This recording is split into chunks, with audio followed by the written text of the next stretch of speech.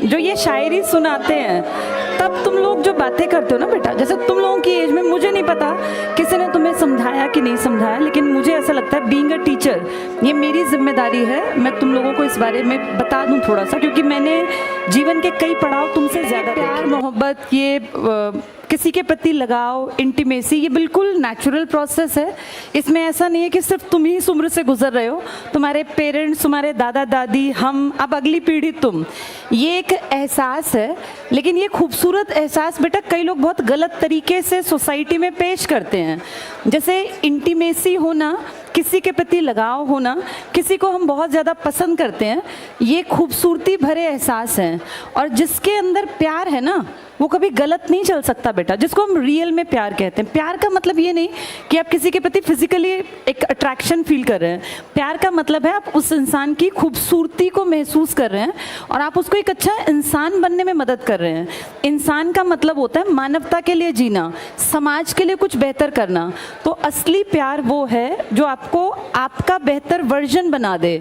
आप जिस काबिल हैं, हर आदमी के अंदर ना कोई काबिलियत है। कोई भी लड़की किसी लड़के की लाइफ में अगर है, या किसी लड़की की लाइफ में कोई लड़का है, तो बेटा वो सही है या गलत, इस बात का अंदाज़ा इस चीज़ से लगाया करो कि उसके आने से तुम्हारे जीवन में क्या प्रभाव पड़ेगा। वो अगर तुम्हें गलत रास्ता दिखा रहा है या दिखा रही है, क्योंकि आजकल ये प्रॉब्लम सिर्फ लड़कों की नहीं है बेटा, कितने ही लड़के भी बेचारे इस तरह के गलत रिलेशंस का प्रभाव ये पड़ता है कि उन बेचारों की लाइफ स्पॉइल हो जाती है। मैं तो तुम दोनों के कैरेक्टर में दोनों को जज कर सकती हूँ। ये लड़कियों की भी जिम्मेदारी है बेटा, किसी के इमोशंस के साथ खेलना नहीं होता। किसी रिलेशन में अगर तुम आओ तो इस बात को मानो बेटा। अब देखो, बातचीत नहीं करो, ये बातें तुम्हारे माँ बाप कभी नहीं समझाएंगे जो गलत है। मेरी बेटी खुद भी बड़ी हो रही है, मैं अपनी बेटी को भी ये सलाह देती हूँ। तुम मुझसे बड़े हो इसलिए तुम्हें थोड़ा सा और डिटेल में बात कर रही हूँ। अपना जीवन साथी अपनी मर्जी से चुनना कतई गलत नहीं है। ये मैं तब कह रही हूँ जब मैं खुद एक बेटी की माँ हूँ, और ये मैं उसको भी कहती हूँ कि बेटा अपने आप को काबिल बनाना, इस काबिल बनाना कि अगर तुमसे ज़िंदगी में गलती हो भी जाए, कई बार ऐसा नहीं है, ऐसा बिल्कुल नहीं है कि इंसान गलती नहीं करता, हर इंसान गलती करता है। और बहुत पढ़े लिखे काबिल लोग भी कई बार जीवन साथी गलत चूज़ कर लेते हैं।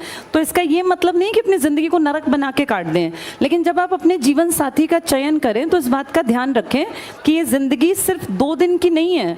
आपको उस जीवन साथी के साथ अपने, जब आप सामने दिखाते हैं ना बेटा, जब हम किसी रिलेशन में होते हैं तो हम बेस्ट बन के दिखाते हैं। आप सबसे बेहतरीन कपड़े पहन के जाएंगे, आप पूरा स्मार्ट बन के जाएंगे, लेकिन जब आप घर में होंगे तो आपकी जो रियलिटी है उस इंसान को वो भी देखनी है कि आप घर में किस तरीके से रहते हैं, आपकी ज़बान कैसी, आप बातें कैसे करते हैं।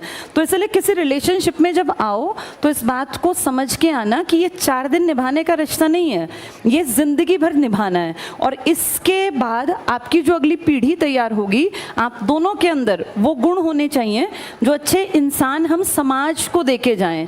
ये 4 दिन में किसी की शक्ल देख के कोई अच्छा लगना, या महज किसी के पास बाइक है या गाड़ी है इसलिए कोई अच्छा लगना, ये लड़के लड़की दोनों के लिए कह रही हूँ, ये ठीक नहीं है बेटा।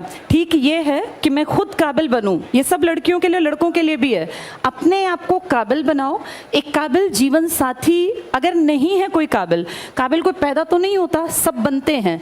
जब मैं और परिमल सर रिलेशंस में थे, अफेयर में थे, तो ऐसा नहीं है कि हम लोग सिर्फ ये फिल्मी बातें करते थे, हम दोनों साथ रह के पढ़ते थे। मैं मैथ्स में महाबुद्धू थी, मुझे मैथ्स कभी समझ नहीं आया। ये कहीं ना कहीं मेरा एक बचपन में एक डर बैठ गया था मैथ्स के टीचर का, जबकि मैं बाकी सब सब्जेक्ट्स में बहुत परफेक्ट थी। मेरे साइंस में 100 में से 95 नंबर थे। तब CBSE में 25 नंबर का इंटरनल पेपर होता था और 75 नंबर का बाहर का। मैं आपको ये बताना चाह रही हूँ कि जो कमज़ोरी थी ना, मैंने अपने, जब मेरा और सर का अफेयर था तो उस कमज़ोरी को बेहतरी बनाया। मेरे DSSB में 20 में से 20 नंबर का मैथ्स आता था, अभी भी 20 का ही आता है वहाँ, मेरे 12 नंबर आ गए थे, 12 या 14 के आसपास। मतलब जो लड़की 0 थी मैथ्स में, और मैं कभी मैथ्स करके ही नहीं आती थी, मुझे लगता था इसमें मुझे कुछ नहीं आना, उसमें मैंने अपने अफेयर के दौरान इतनी इम्प्रूवमेंट की कि मैं उस 0 से और 20 में से 12 या 14 तक पहुँच गई। ये बता रही हूँ आपको कि आप जिस रिलेशन में है ना, वो आपके बेस्ट को बाहर निकाले तो आप सही इंसान के साथ हैं। और अगर आप किसी भी लड़की के साथ हैं या किसी लड़के के साथ हैं जो आपको पढ़ाई से हटा रहा है, तो ये रिलेशन आपके फ़ायदे का नहीं है बेटा। कभी भी दो लोग जब एक रिश्ता उनके बीच में है तो उस रिश्ते में दोनों की बराबरी होनी चाहिए और वो दोनों का बेस्ट बाहर निकाले। ये लड़कों के लिए भी है बेटा। कई बार मैं देखती हूँ इस तरह के केसेस बहुत नॉर्मल है जिसमें लड़कियां जो हैं लड़कों का गलत तरीके से इस्तेमाल करती हैं, गिफ्ट्स लेती हैं, पैसे ले लेती हैं। मैं सिर्फ लड़कियों की बदनामी नहीं कर रही हूँ, लेकिन ऐसा भी है। ये तुम्हें भी देखना पड़ेगा कि हम जिस लड़की के साथ, और बेटा ये ना टाइम पास की चीज़ें नहीं होती, ज़िंदगी बार बार नहीं मिलती।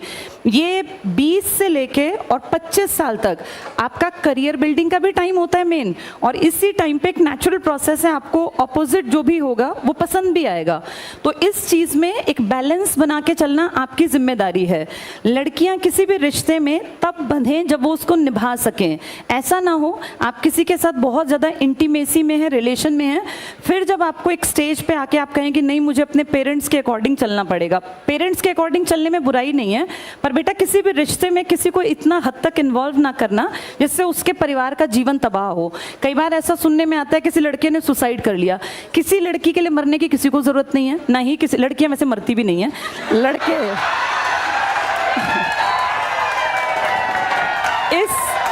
इस मामले में लड़के थोड़े ज़्यादा इमोशनल हो जाते हैं बेटा।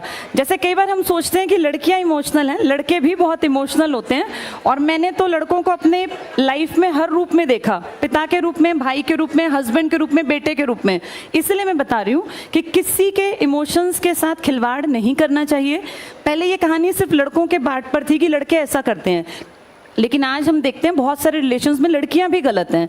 ये सबको मिलके समझना है। एक खूबसूरत रिश्ता वो है जिसमें बराबरी का एहसास हो, कोई किसी को बेवकूफ़ ना बनाए बेटा। ये विश्वास पे टिकती हैं चीज़ें, और ट्रस्ट दोबारा नहीं पैदा होता। किसी भी इंसान पे दोबारा ट्रस्ट नहीं होगा। जहाँ फेथ नहीं है वहाँ रिलेशंस नहीं बनाने चाहिए, वहाँ रिश्ते आगे नहीं बढ़ाने चाहिए। रिश्ता सबसे खूबसूरत वो है जो आपके बेस्ट को बाहर निकाले। अगर आपको कोई पढ़ाई से रोकता है, कोई आपको ये कहे कि भाई चलो चैटिंग कर लेते हैं, पढ़ाई बाद में हो जाएगी, तो वो तो ये सोचो तुम्हें पीछे ले गया वो, चाहे वो लड़का है चाहे लड़की है। होना ये चाहिए कि तू अपने इतने चैप्टर तैयार कर, मैं अपने इतने चैप्टर तैयार करूं, इसके बाद टाइम मिला तो हम बात करेंगे, नहीं तो फिर हम कल और स्पीड बढ़ा के अपनी चैप्टर्स को पूरा करके फिर बातचीत कर लेंगे। तो इस चीज़ को समझना, ये तुम्हारी उम्र में ना ये सब चीज़ें फैसिनेटिंग लगती हैं कि पता नहीं ये क्या चीज़ है। और बेटा जिनकी गर्लफ्रेंड बॉयफ्रेंड नहीं है वो महा खुश हैं, उनको चाहिए पढ़े लिखे और आगे बढ़ें। ये कोई ऐसी चीज़ नहीं है कि जिसको हवा बना दिया जाए कि अगर हमारे पास कोई रिलेशन नहीं है तो हम पिछड़े हुए हैं, ऐसा बिल्कुल नहीं है। और ईश्वर ने ना आपके लिए जिसको चुना है वो आपको अपने आप मिल जाना है। बस आप अपने लक्ष्य पे फोकस रखो कि पढ़ना है, लिखना है, काबिल बनना है। All the best.